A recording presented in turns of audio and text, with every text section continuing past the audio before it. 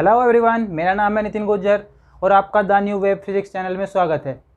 इस वीडियो में मैं आपके लिए लेके आया हूँ 6 टिप्स जो आपका एग्ज़ाम क्वालिफाई करने में बहुत हेल्पफुल होंगी।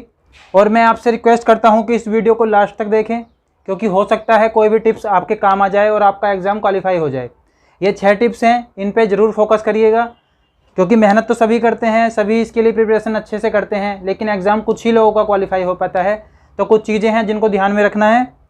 सबसे पहली टिप्स है आपके लिए सिलेबस।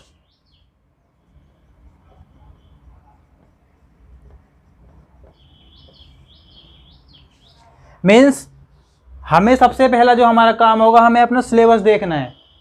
क्योंकि कुछ लोग क्या करते हैं, बस हमें पता है कि पेपर देना है तो बुक्स उठाई, सारे सब्जेक्ट पढ़ने स्टार्ट कर दिए, हमारे जितने भी सब्जेक्ट है सबको पढ़ते रहेंगे, क्वेश्चन करते रहेंगे। लेकिन होता क्या है कि कुछ पार्ट होता है जो यहाँ पे नहीं आता है नेट में, वो भी कर लेते हैं। तो बेसिकली हमें यहाँ पे हार्ड वर्क नहीं करना है। सभी बोलते हैं कि हार्ड वर्क करना, लेकिन हार्ड वर्क नहीं करना है। हार्ड वर्क की जगह आपको उसके स्थान करना है स्मार्ट वर्क। अगर आप स्मार्ट वर्क करोगे, यानी कि आप मेहनत तो कम करोगे यहाँ पे, लेकिन आपका जो रिजल्ट होगा वो अच्छा आएगा। तो हार्ड वर्क करने की जगह पे आपको स्मार्ट वर्क करना है। सबसे पहले आप क्या करोगे, अपना सिलेबस देखोगे, सिलेबस के अकॉर्डिंग ही पढ़ाई करनी है। और सिलेबस के साथ साथ ही देखो, आपको जो पैटर्न होता है पेपर का,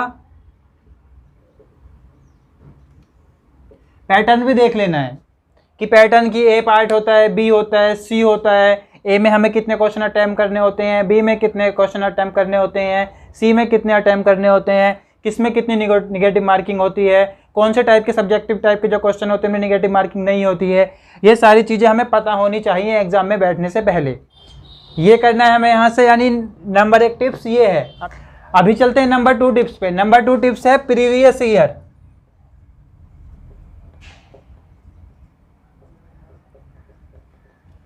आपको प्रीवियस ईयर लगाने ही हैं। अभी कुछ लोग बोलेंगे कि सर इसमें तो क्वेश्चन रिपीट नहीं होते। हाँ, क्वेश्चन रिपीट नहीं होते, लेकिन सेम पैटर्न रिपीट होता है।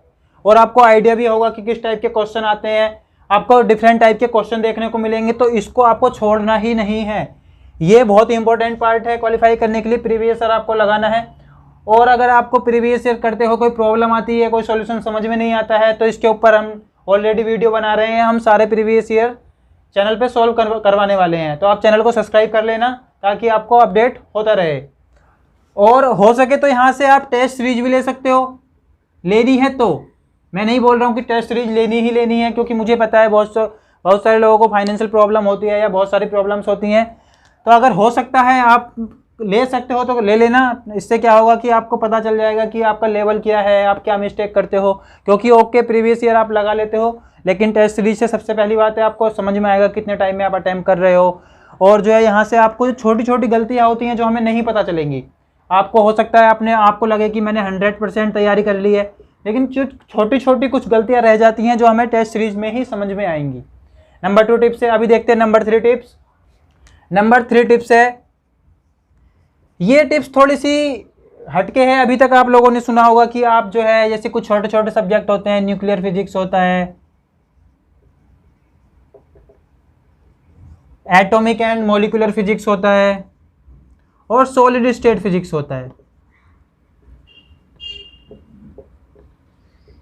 तो आपने सुना होगा कि यहाँ से ज़्यादा मार्क्स का नहीं आता है, क्योंकि 15 का इसमें आता है, 15 का इससे आता है नियर अबाउट, और 15 का ही इससे आता है। तो आप इसको स्किप कर सकते हो, लेकिन मैं आपको सजेस्ट करूंगा कि इनको स्किप कभी मत करना। हाँ, हो सकता है देखो इनका सिलेबस भी काफ़ी होता है, लेकिन आप पूरा कंप्लीटली स्किप मत करो, क्योंकि यहाँ से जो क्वेश्चन रिपीट होते हैं वो सीधे सीधे ही क्वेश्चन रिपीट होते हैं। अगर आप प्रीवियस ईयर करोगे तो आपको समझ में आ जाएगा। यानी कि आप यहाँ से जितना भी, यानी कि मोस्ट पार्ट है अपना, यानी कि स्मार्ट वर्क करना है आपको, इस पर वो सारा कर लेंगे। तो यहाँ से अगर 45 मार्क्स का है तो आप इजीली यहाँ से 30 मार्क्स लेके आ सकते हो, जो एक बहुत बड़ा यहाँ पे नंबर है। तो इसको स्किप मत करना। ये टिप्स नंबर 3 था। अभी टिप्स नंबर 4 देखते हैं। टिप्स नंबर 4 है, देखो ये बहुत इंपॉर्टेंट है।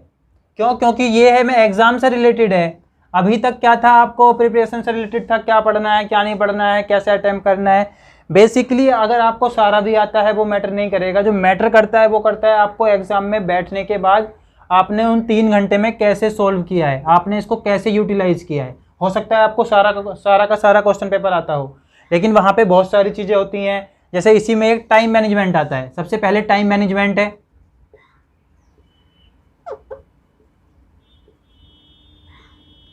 यानी कि टाइम मैनेजमेंट आपको पहले ही समझ में लेना चाहिए कि कैसे अटेम्प्ट करना है। सबसे पहले आप सब कुछ अपने अकॉर्डिंग डिसाइड कर सकते हो, लेकिन मेरा क्या मानना है कि जो पार्ट ए है उस पर आपको 30 मिनट से ज़्यादा नहीं देने हैं, पार्ट बी पे भी 30 मिनट से ज़्यादा नहीं देने हैं। बचता है पार्ट सी। पार्ट सी आप यहाँ पे पार्ट सी में 2 आवर्स दे सकते हो।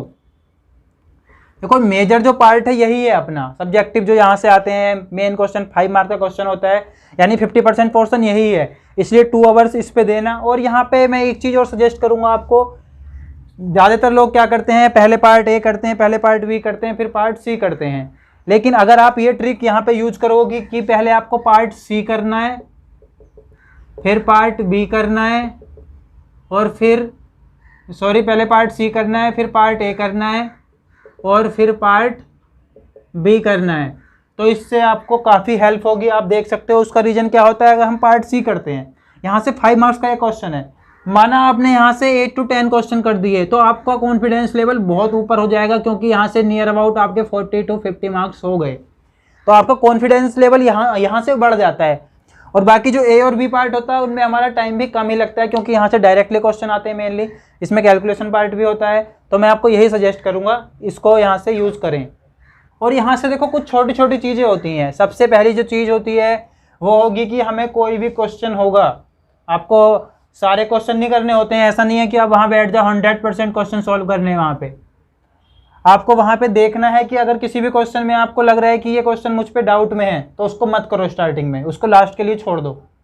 जो क्वेश्चन तुम कर सकते हो, दिख रहा है कि ये इजीली कर लूँगा, उन सबको पहले उनको कर लो, उसके बाद जो डाउट वाले थे वो कर लो, उसके बाद टाइम बचता है तो बाकी ट्राई करने की कोशिश करो। लेकिन ऐसा नहीं है एक ही क्वेश्चन को बैठे हो लेके उसी में सारा टाइम वेस्ट कर दिया है। और सारे क्वेश्चन ट्राई करने का सोचना भी मत, क्योंकि तुम सारे क्वेश्चन तो कर भी नहीं पाओगे। अगर यहाँ से हमारा जो टारगेट होगा नियर अबाउट 100+ होगा, 100+ अगर आप मार्क्स लेके आते हो तो आपका क्वालिफाई हो जाएगा।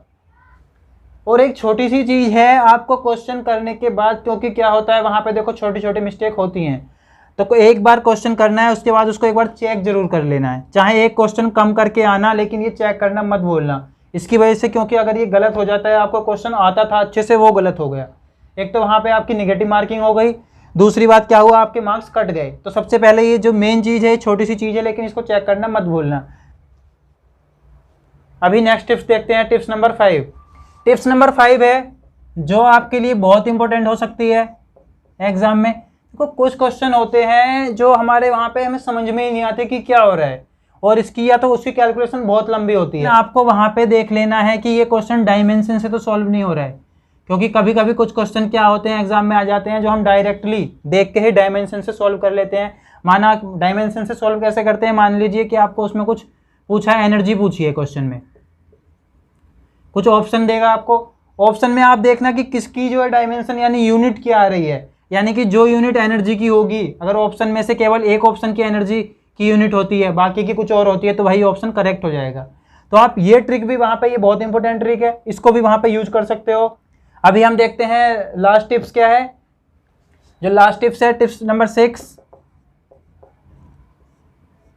ये है कि मानो वहाँ पे क्या होता है कि आप कोई क्वेश्चन सॉल्व करके आते हो, तो कभी भी ये मत सोचना कि आप अगर वहाँ पे माना कि आपने किया है 100 मार्क्स का, तो आपके 100 मार्क्स आ ही जाएंगे, क्योंकि आपने वहाँ पे कितने भी केयरफुली किया हो। ऐसा नहीं हो सकता है कि, ऐसा होता नहीं है नॉर्मली, कोई हो सकता है कि 1-2 का हो जाए, लेकिन ऐसा होता नहीं है कि आपने 100 मार्क्स का किया है तो आपके 100 मार्क्स आएंगे ही आएंगे। आप कितने भी परफेक्ट हो, कुछ भी है, कुछ ना कुछ मिस्टेक आप वहाँ पे करके ही आते हो। तो अगर आप क्या करते हो कि हमारे पास देखो क्वेश्चन पेपर में 2 टाइप के क्वेश्चन आ जाते हैं, कि कुछ क्वेश्चन ऐसे होते हैं जो आपको 50-50 पता होते हैं आपको, यानी कि 2 ऑप्शन आपको पता होता है कि या तो ये ऑप्शन होगा या ये ऑप्शन होगा। तो ये वाले जो क्वेश्चन होते हैं, अगर आपने जस्ट पासिंग मार्क का किया है, अभी तक आपको लग रहा है कि जस्ट मैं पास हो जाऊंगा, तो ये आपको क्वेश्चन करके ही आने हैं। उससे क्या होगा, क्योंकि आपने जस्ट पासिंग मार्क का किया है। अभी क्या है, हमें पता है कि हम ये जो मैंने आपको बताया 100% एफिशिएंसी नहीं हो सकती आपकी, तो अगर आपका 1-2 क्वेश्चन गलत हो गया तो आप तो पास नहीं हो पाओगे। तो ये जो क्वेश्चन है वहाँ पे आपकी हेल्प करेंगे, यानी 50-50 वाले आपको करने ही हैं। लेकिन अगर आपका क्या है, माना कि आपके 150 मार्क्स आ रहे हैं, तो ज़रूरत नहीं है इनको करने की, ऑलरेडी आप जो है अच्छे रैंक में आ गए हो। लेकिन अगर जस्ट पासिंग पे हो तो ये क्वेश्चन आप ज़रूर अटेम्प्ट करके आएँ। और यही मेरी लास्ट टिप्स थी। Thank you. और अगर आपको मेरा कंटेंट अच्छा लगता है तो चैनल को लाइक करें और सब्सक्राइब करें।